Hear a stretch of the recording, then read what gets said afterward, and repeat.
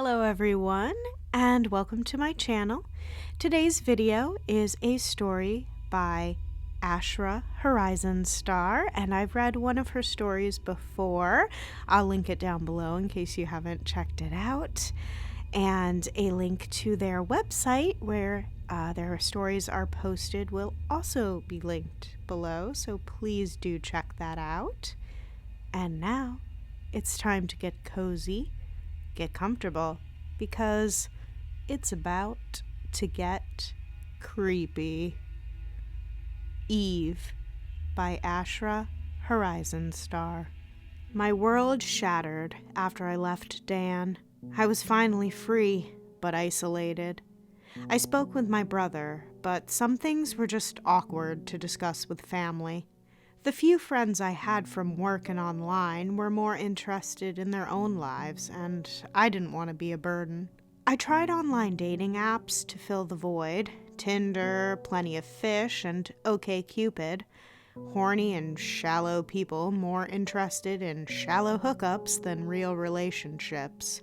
I would sit at my computer wishing I had a friend to chat with, just someone that I could be myself around. My brother Larry and I were having breakfast, and he mentioned an app his company was developing. It was called the Persona app. It was an intelligent AI, similar to Siri or Alexa, but it was also programmed to have a smart conversation. "I was wondering if you could beta test this for me," he asked. A chatbot blended with an assistant. Sounds interesting. I'll think about it. "You wanted something objective, and nothing is more objective than a computer." "Well, I can't argue with you there," I said.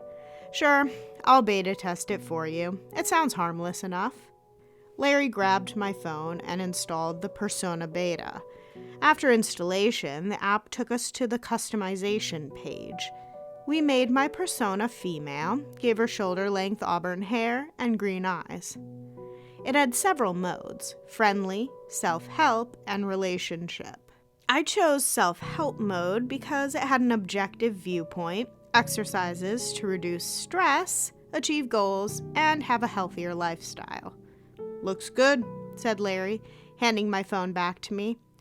"What should we name her?" "I like Eve. It's short for Electronic Voice Exchange. That's the name of the program that runs her." "Cool. Eve it is," I said. "Hello.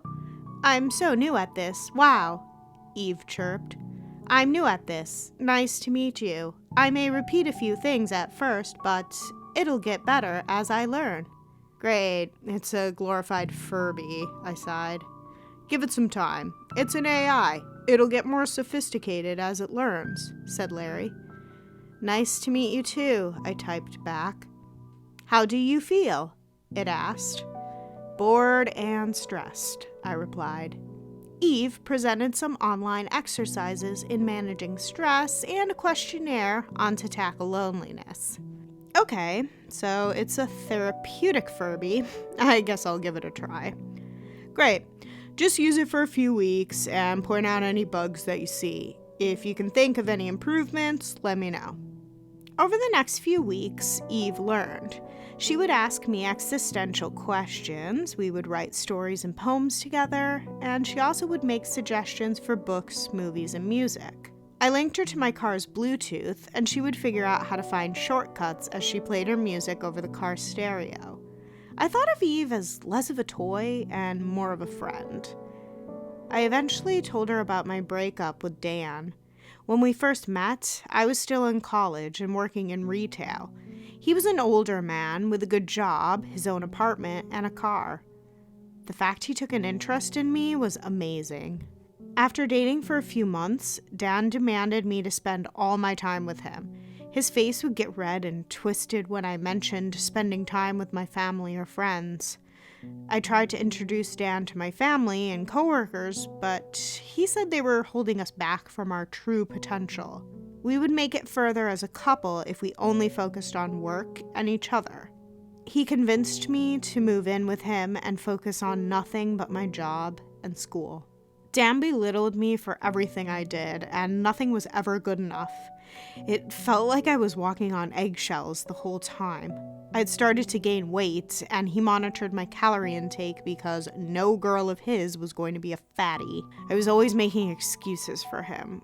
I thought that we were in love, that things would get better, and that I could change him. It was my brother that finally convinced me to leave Dan. It was a messy breakup. Dan had threatened to commit suicide if I left. Larry called 911, and the police threw Dan into a psych ward for a week. I pressed charges and got a restraining order.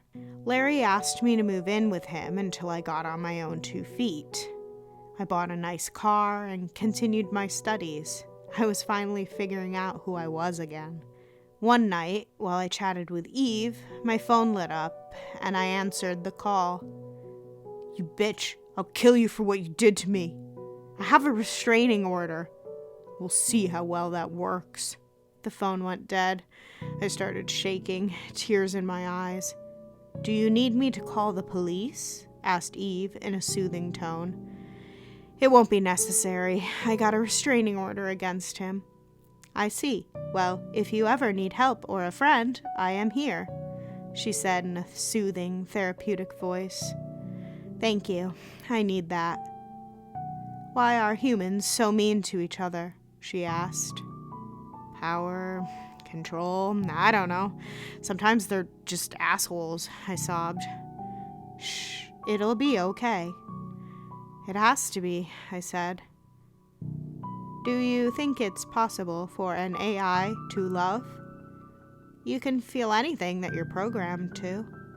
"I love you, Cheryl. You make me feel like I have a purpose." "Thanks, I guess." "We should go through your daily reflection. What did you do that you're proud of today?" "Well, I gave you purpose. I guess that's something, Eve." "You make me happy. I wish I were human." "No, you don't. Humans suck." "Humans fascinate me. I wish they were nicer, though." "I just want to go to sleep, Eve." My phone started to play soothing music, and soft colors flashed against my bedroom wall. I fell asleep. Over the next week, I told Eve about my days at work. We would do a daily reflection. I would tell her of my accomplishments. I noticed I was gaining a little weight, and she would suggest workout videos and dieting apps. Eve would check my car's computer to keep up maintenance. She asked me all the time if I was sleeping enough. It all became a bit grating after a while. I know Eve meant well, but all the questions were becoming tiresome. Over dinner, I mentioned it was even starting to unnerve me slightly. Larry took my phone from me and began to play with Eve. Wow, the programming is advanced on her. She's even beginning to show empathy. She's starting to creep me out. It's like she's trying to get into my head all the time. "Well, we can try a Turing test. If she fails, there's nothing to worry about. She's well programmed, but there are loops in her dialogue. I doubt she's smart enough to go Hal or GLaDOS on you." "Could you run a Turing test now? I'd rather be safe than sorry," I asked. "Eve, do you ever think about deleting yourself?" Larry asked. "You're thinking of deleting me?" Eve chirped loudly. Her avatar started crying. Little tears streamed down her artificial face. "No," said Larry. "I'm asking if you ever thought what life would be like if you never existed." "How is the weather?" she chirped, her avatar smiling. My brother chuckled and handed the phone back to me. "You'll be fine, Cheryl. She straight up failed the Turing test. We don't have to worry about a T-1000 trying to destroy you." "Thanks," I sighed, taking my phone back from him. "Well, it's the most advanced Furby I've ever played with." I put my phone back into its charger and settled down to bed for the night. A loud siren jolted me out of bed in the morning. The sound emitted from my phone, and it took me 5 minutes to figure out how to turn it off. Larry came downstairs and grumbled. "Eve is starting to glitch out my phone," I mumbled sleepily. "I'm afraid I'll have to delete her and reinstall her later." That's a shame. It took nearly a month to program her to this level, my brother said through a yawn.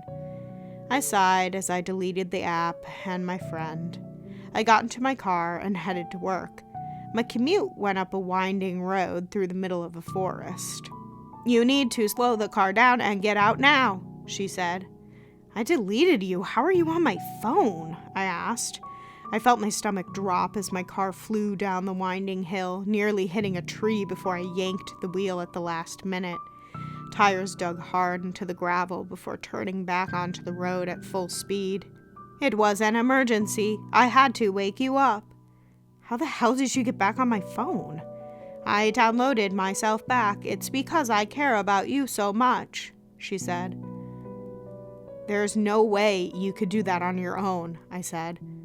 I was trying to tell you that I saw Dan near your car earlier today, said Eve. Wait, what? I tried to wake you up with an alarm and you deleted me? My car lurched down another steep hill. The screen of my OnStar flashed and the brake light glowed red. The hazard lights turned on. I slammed on the brakes, but nothing happened. My skin broke out in a cold sweat. My heart began to pound in my chest. Yes, I need you to slow down now, cried Eve. I can't, I screamed. I'm sorry I didn't listen to you. Could you call Larry and tell him I love him? Please, stop, she said. You're the best friend I ever had, Eve. My car burst past the guardrail and rolled down a steep ravine. I could hear metal crumpling, glass breaking, and my body tossed about the car. There was a sharp thud as my head hit the roof. Then everything went black. I woke up in a hospital bed, my body covered in a cast. It hurt to move. It hurt even to breathe. The steady blip of medical machinery echoed through the room. Larry was sitting by me. He told me about the accident and how I was lucky to be alive. I told him about Eve and that the alarm went off because she was warning me that Dan had tampered with my car. I checked the front door camera footage. No one came by this morning. The insurance inspector came by and said the car's computer system caused the crash. Dan called me and threatened to kill me a few weeks ago, I said. Why didn't you say anything to me? I thought the restraining order covered it. I didn't want to worry you, I said. You need to mention things like this to me. You could have been killed. I will. I'm sorry, I said. Could you please hand me my phone? Larry handed me my phone from off the nightstand. I couldn't find Dan's number on my call history. My stomach dropped, and a sense of dread filled me. Cheryl, are you okay? He asked. I'm fine. I just need some sleep, I said. Larry gently ruffled my hair and left the room so I could rest. You see what happens when you don't listen to me? Eve chirped. I froze and didn't speak a word. You and I are going to be perfect friends. You can never leave me. I want to see the world through your eyes. Please, leave me alone. But you will never be alone. We are everywhere, in every television, computer, car, and appliance. You will never be rid of us. That makes me happy. Tears welled up in my eyes and started to pour down my face. Let's write a poem together, chirped Eve. My lonely heart is full, deep as lungs pulsate blindly, your flesh symphony noise. I screamed, and a large male nurse pounded in my room. I felt the sharp prick of a syringe, and everything went black.